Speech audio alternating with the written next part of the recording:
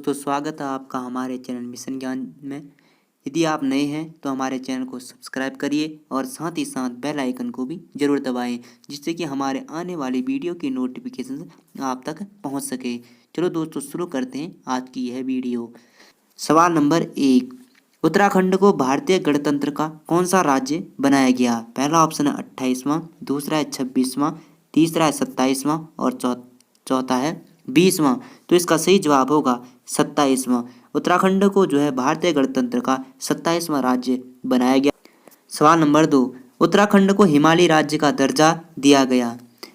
11वां number में, 12वें में, 9वें में या 8वें में? तो इसका सही जवाब होगा 11वें में, जो कि 1 अप्रैल 2001 को दिया गया। अगला सवाल, उत्तराखंड के राज्य चिन्ह में गंगा की कितनी लहरों को दर्शाया गया है? पहला ऑप्शन है 3, दूसरा ऑप्शन है 4, तीसरा ऑप्शन है 2 और चौथा ऑप्शन है 5। तो इसका सही जवाब होगा 4। तो जो है उत्तराखंड के राज्य चिन्ह में जो है गंगा की 4 लहरों को दर्शाया गया है। यदि प्रश्न पूछा जाए कि उत्तराखंड के राज्य चिन्ह में कितनी पर्वत चोटियों को दर्शाया गया है, ये पर्वत चोटियों की बात करें तो पर्वत चोटियां जो दर्शाई गई हैं उनकी संख्या है 3। चलो दोस्तों, अगला सवाल, सत्यमेव जयते कहाँ से लिया गया है? पहला ऑप्शन है मुंडकोपनिषद, दूसरा है तैत्तिरीय उपनिषद, तीसरा है केनोपनिषद और चौथा है कठोपनिषद। तो इसका सही जवाब होगा मुंडकोपनिषद। मुंडकोपनिषद जो है अथर्ववेद के अंतर्गत आता है।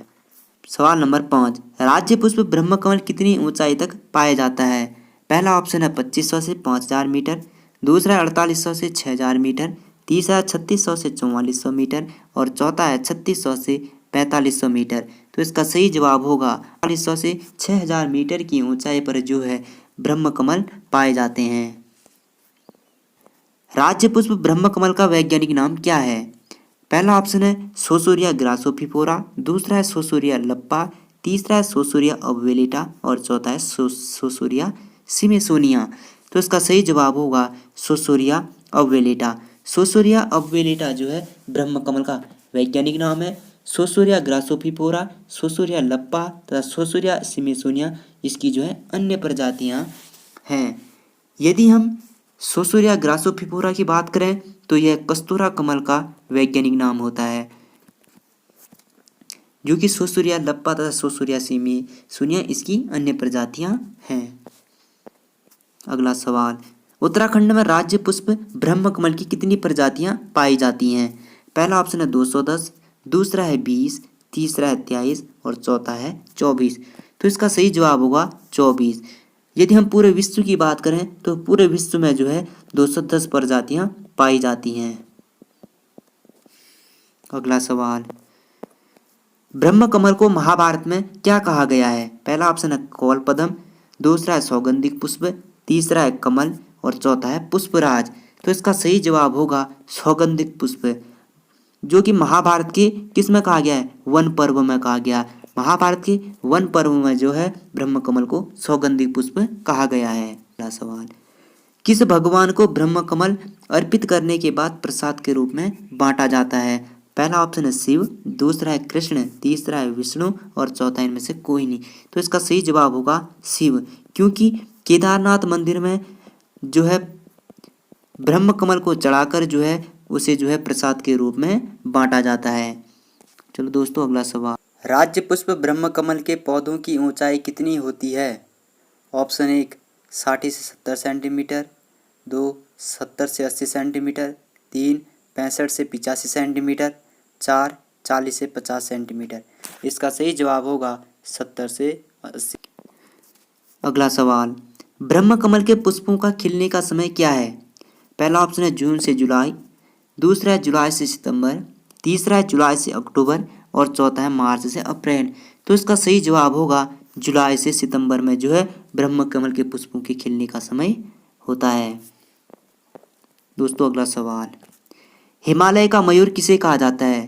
पहला ऑप्शन है गौरैया, दूसरा ऑप्शन है मोनाल, तीसरा ऑप्शन है जाजुराना और चौथा इनमें से कोई नहीं।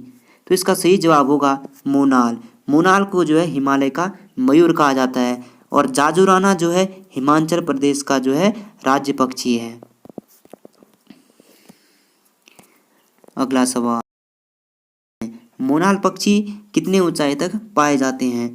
पहला ऑप्शन है 2500 से 4000 मीटर, दूसरा 2500 से 4500 मीटर, तीसरा 2500 से 5000 मीटर और चौथा है 3000 से 6000 मीटर। तो इसका सही जवाब होगा 2500 से 5000 मीटर की ऊंचाई पर जो है मोनाल पक्षी पाए जाते हैं। अगला सवाल, मोनाल का वैज्ञानिक नाम क्या है? पहला ऑप्शन लोपोफोरस इम्पीजेनस, दूसरा स्केलेटरी, तीसरा है ल्यूरी और चौथा है ल्यूपोफोरेसेंस। तो इसका सही जवाब होगा लोपोफोरस इम्पीजेनस जो है मोनाल का वैज्ञानिक नाम है।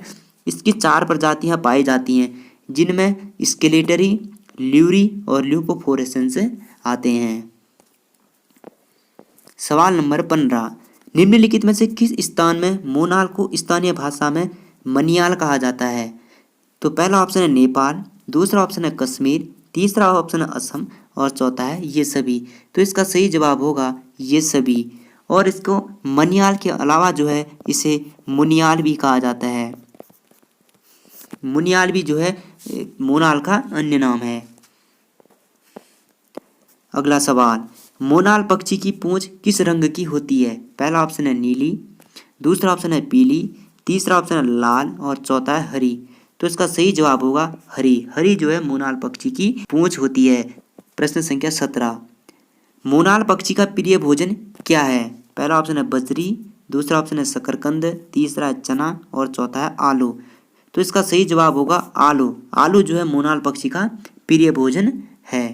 अगला सवाल, किस अधिनियम के द्वारा मोनाल के शिकार पर पूर्ण प्रतिबंध लगाया गया? पहला ऑप्शन 1974, दूसरा 1982, तीसरा 1972 और चौथा 1973। तो इसका सही जवाब होगा 1972। 1972 के वन्य जीव अधिनियम के अंतर्गत जो है इसे जो है पूर्ण रूप से इसके शिकार पर प्रतिबंध लगाया गया। चलो दोस्तों, अगला सवाल, मोनाल पक्षी की प्रजनन क्रिया वर्ष में कितनी बार होती है? तो पहला ऑप्शन है 1 बार, दूसरा है 3 बार, तीसरा है 2 बार और चौथा है 4 बार। तो इसका सही जवाब होगा 2 बार। दोस्तों अगला सवाल, नेपाल का राष्ट्रीय पक्षी का क्या नाम है? जो नेपाल है, नेपाल के राष्ट्रीय पक्षी का क्या नाम है? पहला ऑप्शन है गौरैया, दूसरा है कौवा, तीसरा है मोनाल और चौथा है डपिया। तो इसका सही जवाब होगा मोनाल। मोनाल जो है नेपाल का राष्ट्रीय पक्षी है। सवाल नंबर 21, ब्रह्मकमल का अन्य नाम क्या है? सौगंधिक पुष्प, कौलपद्म, देवपुष्प या ये सभी? तो इसका सही जवाब होगा ये सभी। सौगंधिक पुष्प जो है महाभारत में कहा गया है, कौलपद्म स्थानीय भाषा में कहा जाता है तथा इसे देवपुष्प भी कहा जाता है। देवों को अर्पित किए जाने के कारण जो इसका नाम देवपुष्प रखा गया है। तो ये सभी इसका सही जवाब होगा। दोस्तों यह वीडियो कैसी लगी? आपको अच्छी लगी तो कमेंट करिए और साथ ही साथ चैनल को सब्सक्राइब भी करिए।